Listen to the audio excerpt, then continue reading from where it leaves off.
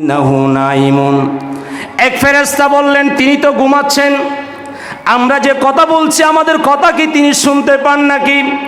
ওয়াকালা বাদুহুম, আরেক ফেরেশতা জবাব দিলেন, ইন্নাল আইনা নাইমাতুন ওয়াল কলবু ইয়াকজান, তিনি যদিও ঘুমাচ্ছেন তার কলবটা তো আল্লাহ জাগ্রত রেখেছেন।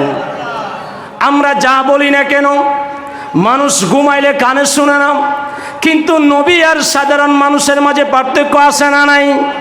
আল্লাহর পেয়ারা হাবিবের ব্যাপারে ফেরেশতারাই দাবি করতে লাগলেন, ইন্নাল আইনা নাইমাতুন, তিনি যদিও ঘুমাচ্ছেন, ওয়াল কলবু ইয়াকজান, তার কলবটা এমনভাবে জাগ্রত, আমরা যা যা বলি সব কিছু তিনি শুনতে পান। আমাদের নবী ঘুমাইলেও শুনেন কি শুনেন না? বিশ্বাস আছে আপনাদের? এই আকীদা বিশ্বাস আছে? এরপরে ফেরেশতারা বললেন, ফাকালু মাসালুহু কামাসালি রাজুলিন বানাদা আরাম, আল্লাহর রসুলের ব্যাপারে উদাহরণ দেওয়া হলো যে আল্লাহর রসুলের উদাহরণটা কেমন জানেন? নবীর উদাহরণটা হলো ওই ব্যক্তির মতো যে ব্যক্তি নতুন একটা ঘর নির্মাণ করলো, বাড়ি বানালো। আপনারা নতুন বাড়ি বানান, আমরা নতুন বাড়ি বানাই না? ঘর তো ঘর বানানোর পরে সেই ঘরে কি আপনারা এমনি দৌড়াইয়া ঢুকে যান? ঘর নির্মাণ করার পরে বাপ চাচাদেরকে ডাকেন, আত্মীয় স্বজনকে ডাকেন, এরপরে পাড়া প্রতিবেশীকে ডাকেন, মসজিদের হুজুরকে ডাকেন, একটু দোয়া খায়ের করান, একটু ফাতিহা করান, মুরব্বীদের জন্য সালে সওয়াব করান কি করান না? তো আল্লাহ রসুলের উদাহরণ দেওয়া হচ্ছে সেভাবে। একটু দুরূদ শরীফ পড়ুন, আল্লাহুম্মা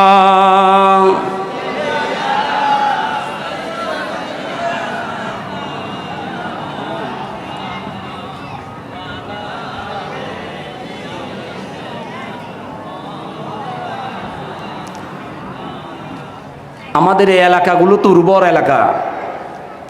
আমার মামা পীর সাহেব হুজুর, উনি তো দুরূদ শরীফের পক্ষের লোক ছিলেন, মিলাদ কিয়ামের পক্ষের লোক ছিলেন।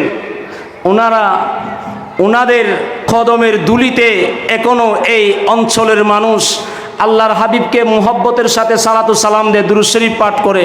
তো মাহফিলে আসলে আপনারা এত বোবা হয়ে যান কেন? একটু বড় আওয়াজে দুরূদ শরীফ পড়তে পারবেন না? দুরূদ শরীফ পড়লে কি এখানে কেউ আপনাদেরকে বাধা দিবে? কেউ কি ডাক দিবে? গালি দেওয়ার সুযোগ আছে? তো দুরূদ শরীফ পড়ার সময় ঘুমান কেন?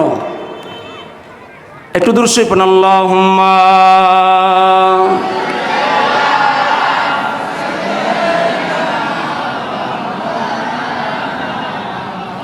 ওয়া আলা আলি সাইয়্যিদিনা।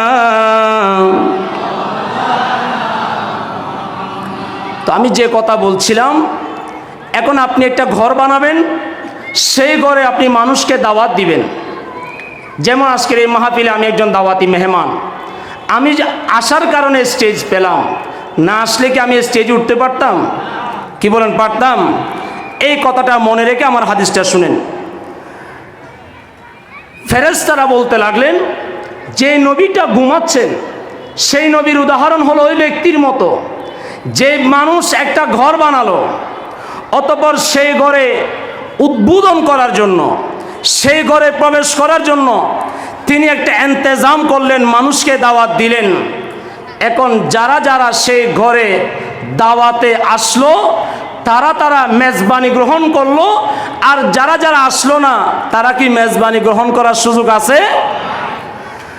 আল্লাহর ফেরেশতারা বলতে লাগলেন, মাসালুহু কামাসালি রাজুলিন, এই নবীর উদাহরণ হলো সেই মানুষের মতো বানাদারান, যে মানুষ একটা ঘর বানালো, ওয়া জাআলা ফিহা মা'দুবাতান, অতঃপর সে খাবারের ইন্তজাম করলো, ওয়া বা'সা দাঈয়ান, অসংখ্য মানুষকে দাওয়াত দিল, ফামান আজাবাদ দাঈ, যে মানুষ তার দাওয়াতে সাড়া দিল, দাওয়াত গ্রহণ করলো, দাখালাদ দারা, সে ঘরের মধ্যে প্রবেশ করতে পারল, ও আকালা মিনাল মা'দুবাতে, এবং খাবার গ্রহণ করতে পারল, ওয়ামাল্লাম ইউজিবিদ দাঈ, আর যে ব্যক্তি দাওয়াত গ্রহণ করলো না, লাম ইয়াদখুলিদ দারা, সে ঘরে প্রবেশ করতে পারে নাই, ওয়ালাম ইয়াকুল মিনাল মাদুবা, এবং সে খাবারও গ্রহণ করতে পারে নাই। এই উদাহরণটা দেওয়ার পরে ফেরেশতারা বললেন ফাকালু আউবিলুহা, এই উদাহরণটা আমরা ভালো করে বুঝলাম না, এটাকে একটু তাবিল করে দেন, ব্যাখ্যা করে দেন। তখন আরেক ফেরেশতা বললেন ক্বালা বা'দুহুম ইন্নাহু নাইমুন, একই কথা, তিনি তো ঘুমাচ্ছেন। আরেক ফেরেশতা জবাব দিলেন ওয়া ক্বালা বা'দুহুম ইন্নাল আইনা নাইমাতুন, ওই নবীর চক্ষু যদিও ঘুমাচ্ছেন, ওয়াল কলবু ইয়াকজান, আল্লাহ রব্বুল আলামিন তার কলবকে জাগ্রত রেখেছেন, আমরা যা যা বলি সব কিছু শুনতে পান। আমার নবী সব কিছু, তারা যা যা বললো সব কিছু শুনলেন। শোনার পরে আল্লাহর পেয়ারা হাবিবের ব্যাপারে এই যে উদাহরণ দিল, ঘরটা কে বানাইলো, এই ঘরের প্রতি আহ্বানটা কে করলো, আল্লামা আনোয়ার শাহ কাশ্মীরি রহমতুল্লাহ আলাই ওনার বিশ্ববিখ্যাত বুখারী শরীফের সারা উনি সেখানে লিখেছেন।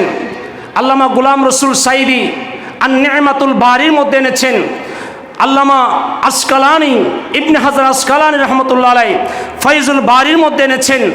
উমদাতুল কারির মধ্যে আনা হয়েছে। এই হাদিসের ব্যাখ্যা দেওয়া হচ্ছে এভাবে যে আল্লাহ রসুলের ব্যাপারে যে উদাহরণটা দেওয়া হলো সেটা হলো এরকম, ফাকালু আদ-দারু আল জান্নাহ, যে রসুল পাকের উদাহরণ হলো ওই ব্যক্তির মতো যে বললাম যে আল্লাহ রসুল যে ঘরটা নির্মাণ করেছেন সেই ঘরটার নাম হলো জান্নাত। জোরে বলুন সুবহানাল্লাহ। এরপরে বলা হলো ওয়াদ্দাঈ মুহাম্মাদুন, আহ্বানকারী মানুষটার নাম হলো মুহাম্মদ, যিনি আল্লাহর পথে মানুষকে জান্নাতের পথে আহ্বান করেছেন। এই জন্য বলা হলো ফামান আতা মুহাম্মাদান, যে ব্যক্তি আল্লাহর হাবিবের আনুগত্য করলো, ফাকাদে আতা আল্লাহ, সে যেন আল্লাহর আনুগত্য করলো। কোরআন শরীফের একাধিক জায়গায় এই হাদিসের মাতাহাতে অসংখ্য আয়াত পাওয়া যায়। যেমন আল্লাহ পাক রব্বুল আলামিন সূরা মুহাম্মদের মধ্যে বলেন ইয়া আইয়ুহাল্লাযীনা আমানু আতিউল্লাহ ওয়া আতিউর রাসূল ওয়া লা তুবতিলু আমালাকুম। আল্লাহ পাক রব্বুল আলামিন বলেন, হে আমার ঈমানদাররা, তোমরা আল্লাহর আনুগত্য করো আর রসুল পাকের আনুগত্য করো। আল্লাহ এবং রসুলের আনুগত্য বাদ দিয়ে, অর্থাৎ আমি আল্লাহ যেই নবী তোমাদের কাছে পাঠালাম সেই নবীর যেই জীবন চরিত সেটাকে তোমরা যদি বাদ দাও তাহলে তোমাদের সব আমলগুলা বরবাদ হয়ে যাবে। নবীর অবাধ্য হওয়ার মধ্য দিয়ে তোমরা আল্লাহর কাছে যে আমল প্রেরণ করেছো সে আমলগুলা তোমরা বরবাদ করিও না। আরেক জায়গায় বলেন কুল ইন কুনতুম তুহিব্বুনাল্লাহ, চাইলে আল্লাহ এভাবে বলতে পারতেন আতিউল্লাহ ওয়া আতিউর রাসূল, আহিব্বুল্লাহ ওয়া আহিব্বুর রাসূল বলতে পারতেন। আল্লাহ তাআলা বলছেন নবী গো আমার, আপনি তাদেরকে বলেন, কুল, হে নবী আপনি বলুন যে আল্লাহ কি বলবো, ইন কুনতুম তুহিব্বুনাল্লাহ, যদি আল্লাহকে পেতে চাও, আল্লাহকে যদি তোমরা ভালোবাসতে চাও তাহলে আগে আমি নবীর দরবারে আসো। কারণ দরবারের রেসালতকে বাদ দিয়ে, নবীর সুমহান রেসালতের আদর্শ বাদ দিয়ে কিয়ামত পর্যন্ত যদি আপনি কোরআনের কথা বলেন কোনোদিন কোরআন বাস্তবায়ন করা যাবে, সাহেবে কোরআনকে আপনি মানতে হবে। এই জন্য হাদিসে পাক এসেছে, আল্লাহর পিয়ারা হাবিব রহমাতুল লিল আলামিন নবীর ব্যাপারে বললেন ওয়ামান আসা মুহাম্মাদান, কেউ যদি আল্লাহর হাবিবকে এড়িয়ে গেল, রসুল পাককে কেউ যদি অবাধ্য হয়ে যায়, নবীর সাথে যদি কেউ অবাধ্য আচরণ করেন, ফাকাদে আসাল্লাহ, মূলত সে আল্লাহর আইনকে অবাধ্য করল। ওয়া মুহাম্মাদুন ফারাকুম বাইনান নাস, হাদিসের শেষ কথা হলো, আমারও মহল্লার সাথ হলো এটা। আল্লামা আনোয়ার শাহ কাশ্মীরি রহমাতুল্লাহ আলাইহি বলেন ওয়া মুহাম্মাদুন ফারাকুম বাইনান নাস, মুহাম্মদ হলেন মানুষের মাঝে পার্থক্যকারী। অর্থাৎ আল্লাহর পেয়ারা হাবিব বলবেন কে জান্নাতে যাবে, রসুল বলবেন কে জাহান্নামে যাবে, কারণ আল্লাহ পাক রব্বুল আলামিন আল্লাহর নবীকে সমস্ত বিষয়ে এখতিয়ার দিয়েছেন।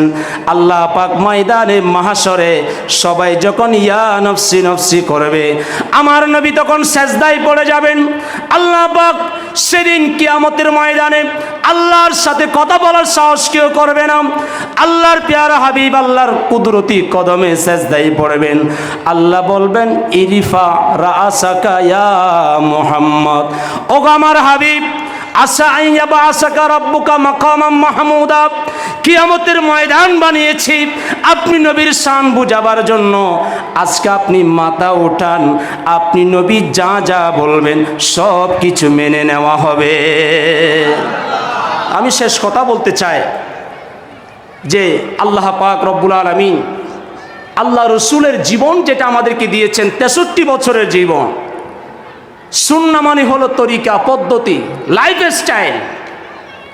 আমার নবীর গোটা জীবনটা একটা লাইফ স্টাইল।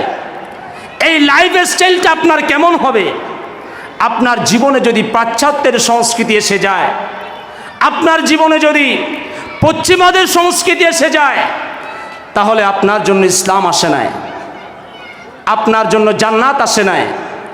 আপনি যদি মুমিন হয়ে থাকেন, মুসলমান হয়ে থাকেন, তাহলে আপনার জীবনে আসতে হবে উসওয়াতুন হাসানা, ইন্নাকা লাআলা খুলুকিন আযীম, মান ইউতি'র রাসূল ফাকাদ আতা আল্লাহ। এগুলো আপনার জীবনে আসতে হবে। এটাকে বলা হয় সুন্নাহ। খেতে বসলে কিভাবে খাবেন, আঙ্গুলগুলো খাওয়ার পরে হাতের আঙ্গুলগুলাকে কিভাবে ছেটে ছেটে খাবেন, খাবার প্লেটের কোন পাশ থেকে খাবেন, এইগুলা জানা, এগুলা জানতে হলে, বুঝতে হলে আপনাকে আমার রসুলের জীবনে আপনাকে আসতে হবে। আমার নবী বাজারে যেতেন, ব্যবসা করতেন, এটা নিয়ে মক্কার কাফেররা কত কথা বলতো। আমাদের সমাজও এমন অনেক মানুষ আছে যারা দাবি তুলে নবীর শানকে খাটো করার জন্য, যারা বলতে চায় ইনি তো আমাদের মতো, ইন্নামা আনা বাশারুম মিসলুকুম আয়াত একটা পেয়ে গেলাম, বলে দেয় ইনি তো আমাদের মতো। বলে কিভাবে? বলে উনি বাজারে গেছে না, উনি বিবাহ করছে না, উনি ঘর সংসার করছে না, এগুলা বলে। অথচ এই কথাগুলা বলতো সেই সময়ের মক্কার কাফেররা। আল্লাহ তাআলা কোরআন শরীফের সূরা ফুরকানের মধ্যে বলেন, কাফেরদের সেই বক্তব্য আল্লাহ কুট করেছেন এভাবে। তারা বলতো, কাফেররা বলতো, আমার মতো আপনার মতো টুপিওয়ালা মৌলবীরা বলতো না, দাড়িওয়ালা মৌলবীরা বলতো না। সেই সময়ের কাফেরদের কথা আজকের যুগে যারা বলে, বুঝতে হবে ডাল মে কুছ কালা হে। কথা বলেন ঠিক কিনা?